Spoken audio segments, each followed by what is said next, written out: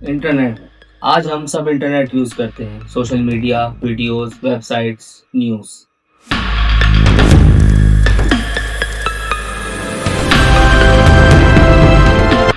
लेकिन जो इंटरनेट हम देखते हैं वो सिर्फ एक छोटा सा हिस्सा है।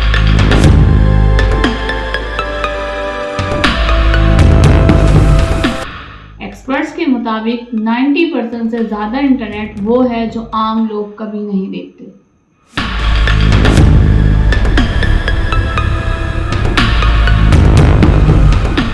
और इसी हिडन वर्ल्ड के अंदर एक और लेयर एग्जिस्ट करती है, एक ऐसी जगह जिसे डार्क वेब कहा जाता है।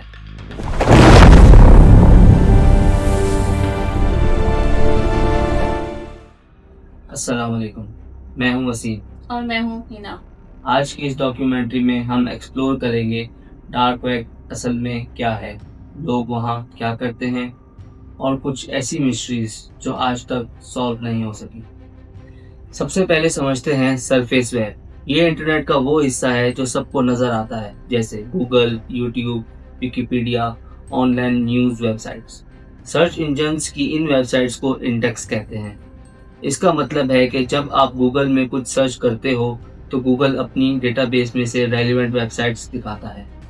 लेकिन प्रॉब्लम ये है कि सर्च इंजन सिर्फ बहुत छोटे पोर्शन ही इंडेक्स कर पाते हैं और बाकी का इंटरनेट सर्च रिजल्ट्स में कभी अपीयर ही नहीं होता। सरफेस वेब के नीचे आता है deep web. Deep web illegal नहीं होता, बल्कि ये इंटरनेट का वो पार्ट है जो सिंपली पब्लिकली सर्चेबल नहीं होता, जैसा कि email inbox, bank accounts, private databases, medical records, university research portals. ये सब इंटरनेट पर एग्जिस्ट करते हैं, मगर गूगल इनको इंडेक्स नहीं करता। इसी वजह से डीप वेब का साइज सरफेस वेब से हंड्रेड्स ऑफ टाइम ज्यादा है। अब आते हैं सबसे मिस्टीरियस लेयर पर, dark web. Dark web deep web का एक छोटा सा हिस्सा है, लेकिन ये स्पेशली एनोनिमस नेटवर्क पर ऑपरेट करता है। सबसे फेमस नेटवर्क है टॉर नेटवर्क। टॉर का फुल फॉर्म है दी ऑनियन राउटर। इसका नाम ऑनियन राउटर इसलिए है क्योंकि इसमें data multiple layers of encryption से गुजरता है। इमेजिन करो कि आप एक मैसेज सेंड करते हो, वो मैसेज एक सर्वर से दूसरे सर्वर तक ट्रैवल करता है और हर स्टेज पर इंक्रिप्शन की एक लेयर रिमूव होती है।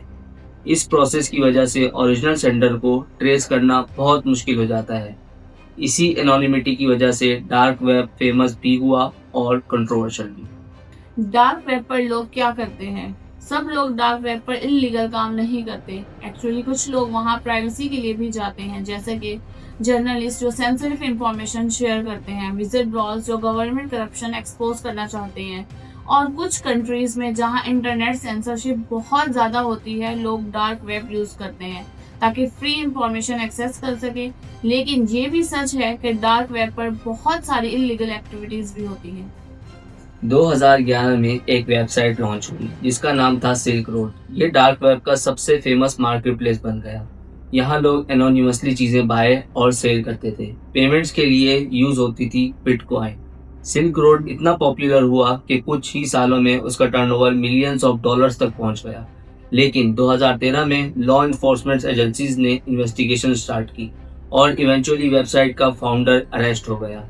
इस इवेंट ने डार्क वेब को दुनिया भर में हेडलाइंस में ला दिया। डार्क वेब सिर्फ मार्केट प्लेस तक लिमिटेड नहीं, यहाँ कुछ ऐसी वेबसाइट्स भी देखी गई हैं जिनके पर्पस आज तक समझ नहीं आए। कुछ साइट्स पर सिर्फ स्ट्रेंज कोड्स होते हैं, कुछ पर स्क्रिप्टिक पजल्स और कुछ पर रैंडम इमेजेस। इंटरनेट इन्वेस्टिगेशन ने सालों तक उन्हें डिकोड करने की कोशिश की, लेकिन कई केसेस में कोई क्लियर आंसर कभी नहीं मिला और इस वजह से डार्क वेब इंटरनेट की सबसे मिस्टीरियस जगहों में से एक माना जाता है। डार्क वेब एक ऐसी दुनिया है जहां एनोनिमिटी पावर है और इंफॉर्मेशन सबसे वैल्यूएबल करेंसी। लेकिन सवाल ये है कि इस हिडन नेटवर्क में और क्या सीक्रेट्स छुपे हुए हैं। और क्या कुछ ऐसी वेबसाइट्स भी एग्जिस्ट करती हैं जिन्हें दुनिया ने कभी डिस्कवर ही नहीं किया? इंटरनेट इन्वेस्टिगेशंस के मुताबिक डार्क वेब पर हजारों वेबसाइट एग्जिस्ट करती हैं, लेकिन उनमें से कुछ वेबसाइट्स इतनी स्ट्रेंज थी कि उनका पर्पस आज तक समझ ही नहीं आया। कुछ लोग कहते हैं कि ये सीक्रेट ऑर्गेनाइजेशंस के कम्युनिकेशन टूल थे, कुछ कहते हैं ये एआरजी पजल्स थे, और कुछ लोग बिलीव करते हैं कि ये वेबसाइट्स किसी बड़े हिडन नेटवर्क का हिस्सा थी। 2016 में इंटरनेट यूजर्स ने एक स्ट्रेंज वेबसाइट डिस्कवर की। उस वेबसाइट पर सिर्फ एक चीज थी, एक काउंटडाउन टाइमर। कोई लोगो नहीं, कोई इंफॉर्मेशन नहीं, कोई एक्सप्लेनेशन नहीं, सिर्फ एक टाइमर जो कंटिन्यूसली जीरो की तरफ काउंट कर रहा था। थाउजेंड्स लोग उस वेबसाइट को मॉनिटर करने लगे। फॉरम्स पर थ्योरीज शुरू हो गई। कुछ लोगों ने कहा ये किसी साइबर अटैक का काउंटडाउन है, लेकिन जब काउंटडाउन जीरो पर पहुंचा, कुछ भी नहीं हुआ। वेबसाइट सिंपली ऑफलाइन हो गई और आज तक किसी को नहीं पता वो वेबसाइट किसने बनाई थी। डार्क वेब की सबसे कॉन्ट्रोवर्शियल स्टोरीज में से एक है रेड रूम्स। रेड रूम्स के बारे में क्लेम किया जाता है कि ये लाइव स्ट्रीमिंग रूम्स होते हैं जहां audience eligibly illegal activities live watch करती है, और कभी कभी ऑडियंस मोस्टली बिटकॉइन से वोट भी करती है कि नेक्स्ट क्या होना चाहिए। लेकिन यहाँ एक इम्पोर्टेंट बात ये है, अब तक कोई वेरीफाइड प्रूफ नहीं मिला कि रियल रेड रूम्स एग्जिस्ट करते हैं या नहीं। ज्यादातर साइबर सिक्योरिटी एक्सपर्ट्स का कहना है कि रेड रूम्स मोस्टली स्कैम्स या इंटरनेट मिथ्स हैं, लेकिन फिर भी डार्क वेब फोरम्स पर आज भी लोग क्लेम करते हैं कि उन्होंने रेड रूम्स देखे हैं। सच क्या है, ये आज भी मिस्ट्री है। डार्क वेब पर एक इंटरेस्टिंग जगह भी एग्जिस्ट करती है, एक ह्यूज लाइब्रेरी। इस लाइब्रेरी में मिलियंस बुक्स और रिसर्च पेपर स्टोर किए गए हैं। इसका पर्पस है इंफॉर्मेशन को फ्री एक्सेस देना। कई कंट्रीज में कुछ बुक्स बैन होती हैं, कुछ रिसर्च पेपर्स पे वॉल्स के पीछे लॉक्ड होते हैं। इसलिए कुछ एक्टिविस्ट बिलीव करते हैं कि नॉलेज सबके लिए फ्री होनी चाहिए। इसी आइडियोलॉजी की वजह से ये हिडन लाइब्रेरीज एग्जिस्ट करती हैं, लेकिन ऑब्वियसली कॉपीराइट लॉस की वजह से ये कंट्रोवर्शियल भी हैं। 2012 में इंटरनेट पर एक इमेज पोस्ट हुई। इमेज सिंपल थी, लेकिन उसके नीचे एक मैसेज लिखा था, we are looking for highly intelligent individuals. इस पजल को सॉल्व करने के लिए लोगों को क्रिप्टोग्राफी, प्रोग्रामिंग और हिडन कोड्स सब यूज करने पड़े। पजल इतना कॉम्प्लेक्स था कि दुनिया भर के प्रोग्रामर्स और हैकर्स उसको सॉल्व करने लगे। हर स्टेज पर एक न्यू क्लू मिलता था, कभी हिडन मैसेजेस इमेजेस में मिलते, कभी ऑडियो फाइल्स में, और कुछ क्लूज तो रियल वर्ल्ड लोकेशंस पर भी मिले। पजल सॉल्व करने वाले लोगों को फाइनल स्टेज पर एक मैसेज मिला और उसके बाद वो ऑर्गेनाइजेशन सडनली डिसअपीयर हो गई। आज तक किसी को नहीं पता चला ये पजल किसने क्रिएट किया था। डार्क वेब की एक और स्ट्रेंज कैटेगरी है, हिटमैन फॉर हायर वेबसाइट्स। ये वेबसाइट्स क्लेम करती हैं कि अगर आप पेमेंट करो तो वो किसी भी टारगेट को एलिमिनेट कर सकते हैं, लेकिन इन्वेस्टिगेशंस में पता चला कि ऑलमोस्ट 100% हिटमैन वेबसाइट्स स्कैम हैं। लोग बिटकॉइन भेज देते हैं और उसके बाद वेबसाइट सिंपली डिसअपीयर हो जाती हैं। क्या साइबर सिक्योरिटी रिसर्चर्स ने एक्सपेरिमेंट भी किया और फेक ऑर्डर्स प्लेस किए? रिजल्ट, कोई हिटमैन कभी अपेयर नहीं हुआ, सिर्फ स्कैमर्स पैसे लेकर गायब हो गए। डार्क वेब का सबसे स्ट्रेंज एस्पेक्ट है वेबसाइट्स का सडनली डिसअपीयर हो जाना। सरफेस वेब पर वेबसाइट सालों तक एग्जिस्ट करती है, लेकिन डार्क वेब पर साइट्स कभी कभी सिर्फ कुछ दिन या कुछ घंटे के लिए एक्टिव होती हैं, जिनकी रीजंस शायद law enforcement raids, server shutdown, scam exist हो सकते हैं, या सिंपली एनोनिमिटी मेंटेन करना। इसी वजह से डार्क वेब कॉन्स्टेंटली चेंज होता रहता है। जो वेबसाइट्स आज एग्जिस्ट करती हैं वो शायद कल एग्जिस्ट ना करें। जहाँ क्यूरियोसिटी और डेंजर दोनों साथ साथ एग्जिस्ट करते हैं, यहाँ कुछ लोग प्राइवेसी के लिए आते हैं, कुछ लोग इंफॉर्मेशन शेयर करने के लिए, और कुछ लोग सिर्फ मिस्टीरियस एक्सप्लोर करने के लिए। लेकिन जितना हम डार्क वेब को एक्सप्लोर करते हैं, उतना ही एक बात क्लियर होती है, इंटरनेट का ये हिडन पार्ट अभी भी बहुत सारे सीक्रेट्स छुपा कर बैठा है। डार्क वेब के बारे में अक्सर लोग सोचते हैं कि ये सिर्फ मिथ्स और ह्यूमर्स से भरा हुआ है, लेकिन कुछ केसेस ऐसे भी हैं जो कम्प्लीटली रियल इन्वेस्टिगेशंस पर बेस्ड है। ऐसे केसेस जिन्होंने दुनिया भर के इन्वेस्टिगेटर्स को शॉक कर दिया, और कुछ इंसिडेंट्स ऐसे भी हैं जिन्होंने डार्क वेब की रेपुटेशन हमेशा के लिए बदल दी। इंटरनेट की हिस्ट्री में 5 वेब स्टोरीज रिकॉर्ड हुई हैं। 2000s के अर्ली ईयर्स में इंटरनेट इन्वेस्टिगेटर्स ने एक डिस्टर्बिंग वेबसाइट डिस्कवर की। उस वेबसाइट का नाम था कैनिबल कैफे। ये वेबसाइट सरफेस वेब पर भी एग्जिस्ट करती थी और इसका पर्पस बहुत स्ट्रेंज था। वेबसाइट पर लोग डिस्कशंस करते थे एक इलीगल और डिस्टर्बिंग टॉपिक पर। कुछ मेंबर्स ओपनली बात करते थे कि वो किसी को हार्म करना चाहते हैं या खुद को हार्म होने देना चाहते हैं। अथॉरिटीज ने जब इन्वेस्टिगेशन शुरू की तो पता चला कि कुछ लोग इस वेबसाइट पर रियल लाइफ मीटिंग्स अरेंज कर रहे थे। इस डिस्कवरी ने गवर्नमेंट्स को शॉक कर दिया। Result, website eventually shut down कर दी गई, लेकिन ये केस एक एग्जाम्पल बन गया। 2013 में एक साइबर सिक्योरिटी इन्वेस्टिगेशन ने एक शॉकिंग डिस्कवरी की। डार्क वेब पर एक hacker group secretly 1000 web cams access कर रहा था। ये हैकर्स मैलवेयर यूज करके कंप्यूटर्स इन्फेक्ट करते थे और जब कंप्यूटर इन्फेक्टेड हो जाता, हैकर्स उसका वेबकैम रिमोटली कंट्रोल कर सकते थे। सबसे डिस्टर्बिंग बात ये थी कि ये हैकर्स सीक्रेटली लोगों को ऑब्जर्व करते थे बिना उन्हें पता चले। इन्वेस्टिगेशंस के बाद अथॉरिटीज ने कुछ सस्पेक्ट्स को अरेस्ट किया। इस इंसिडेंट ने दुनिया को एक इम्पोर्टेंट लेसन दिया, अगर वेबकैम यूज नहीं हो रहा तो उसे कवर करना बेटर होता है। डार्क वेब का सबसे फेमस क्रिमिनल केस था ऑनलाइन ड्रग मार्केट प्लेसेस। ये market places exactly normal e commerce websites की तरह ऑपरेट करती थी। यूजर्स एनोनिमस अकाउंट्स बनाते, प्रोडक्ट्स ब्राउज करते, रिव्यूज रीड करते और क्रिप्टो करेंसी से पेमेंट करते। पैकेजेस नॉर्मल पोस्टल सर्विसेज से डिलीवर होते थे। कुछ सालों तक ये सिस्टम सक्सेसफुली ऑपरेट करता रहा, लेकिन eventually international law enforcement agencies ने इन्वेस्टिगेशन स्टार्ट की। मल्टीपल अरेस्ट हुए और कई market places permanently shut down हो गए। ये केस हिस्ट्री में एक एग्जाम्पल बन गया कि डार्क वेब पर एनोनिमस क्राइम भी कम्प्लीटली सेफ नहीं होता। 2016 में हैकर्स ने डार्क वेब पर एक ह्यूज डेटा आर्काइव रिलीज किया। इस आर्काइव में allegedly corporate documents, private emails, confidential files मौजूद थी। इंटरनेट इन्वेस्टिगेटर्स ने जब फाइल्स एनालाइज की तो कुछ डॉक्यूमेंट्स जेन्युइन लगे, लेकिन कुछ क्लियरली फेक थे।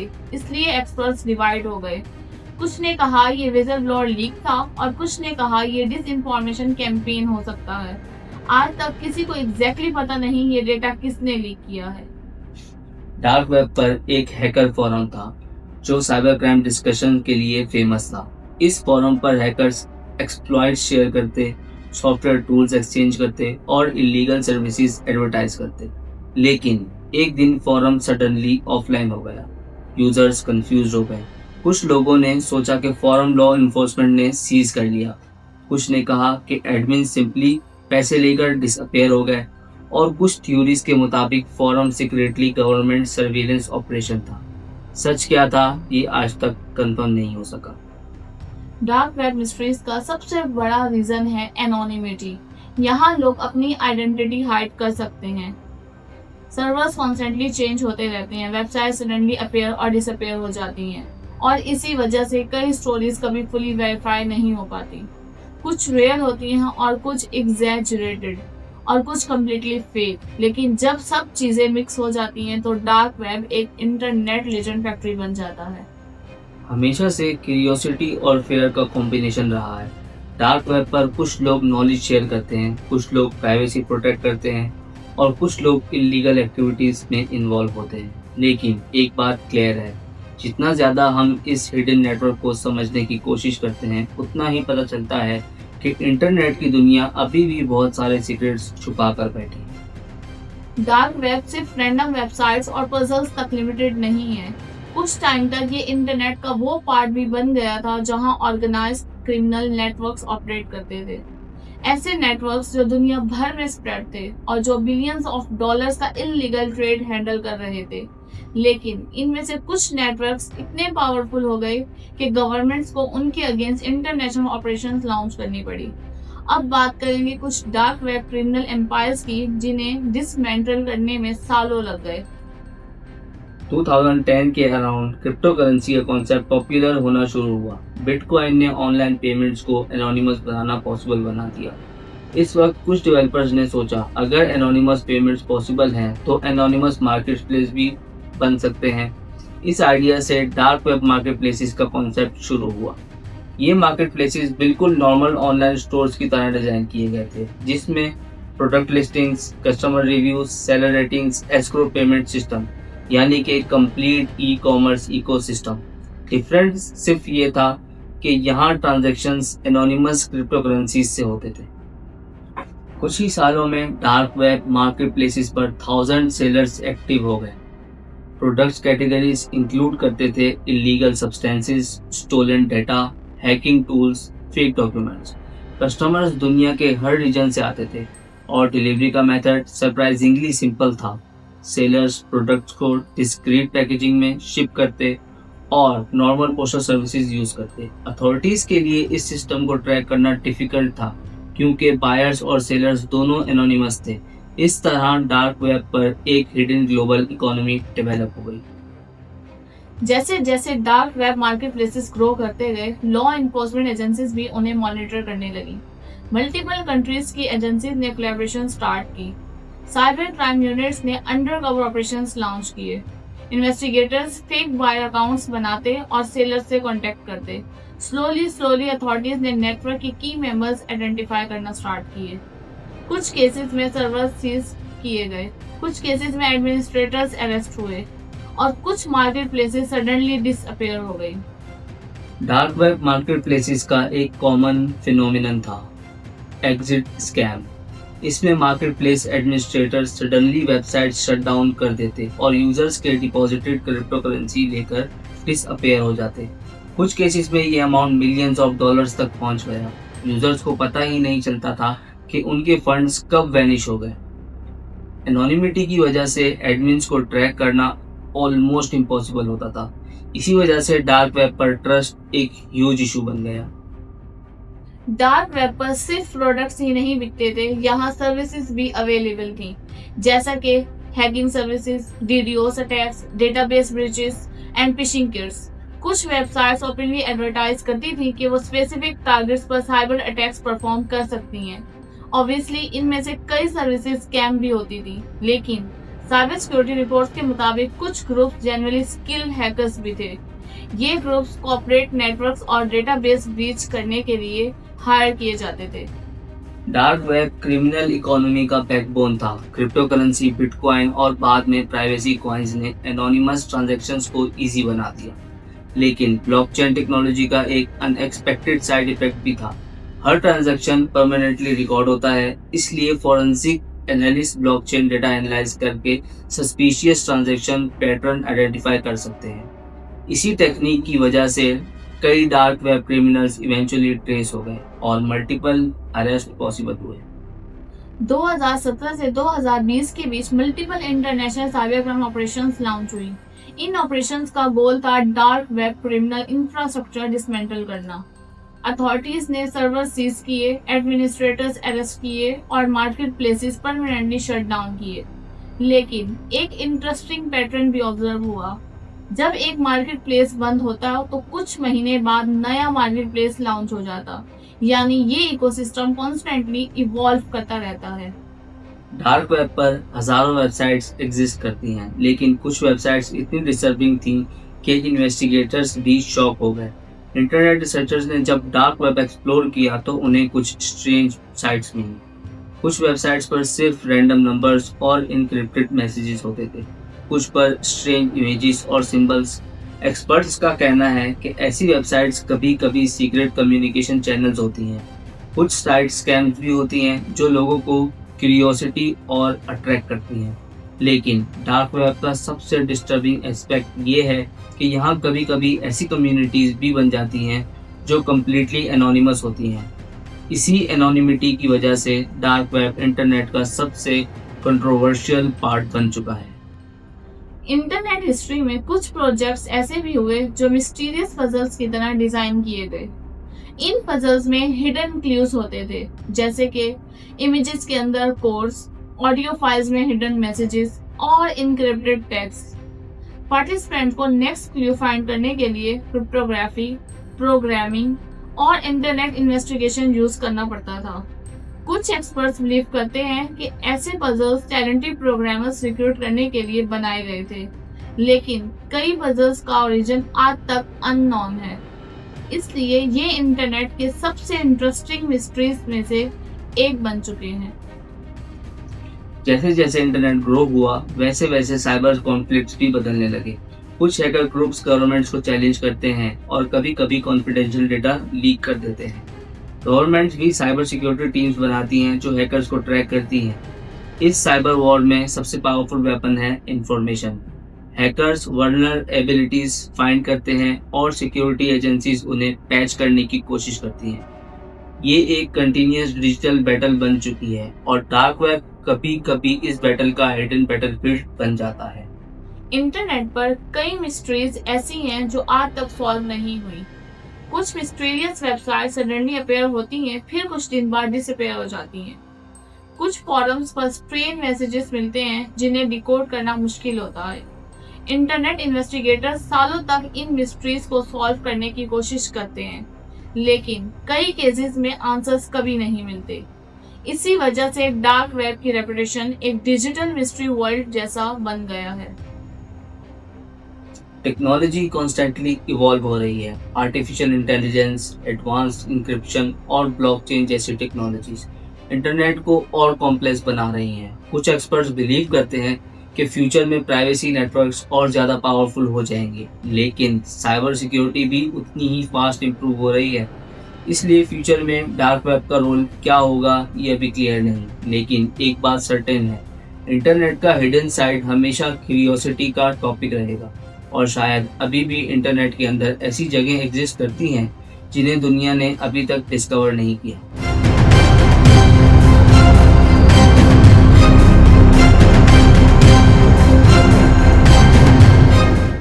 इंटरनेट के इस हिडन वर्ल्ड के बारे में थ्योरीज बहुत हैं, लेकिन सच क्या है ये अभी भी एक मिस्ट्री है।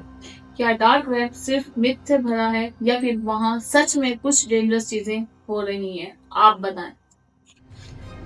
The dark web, a world hidden in shadows, mysteries, risks, and secrets await.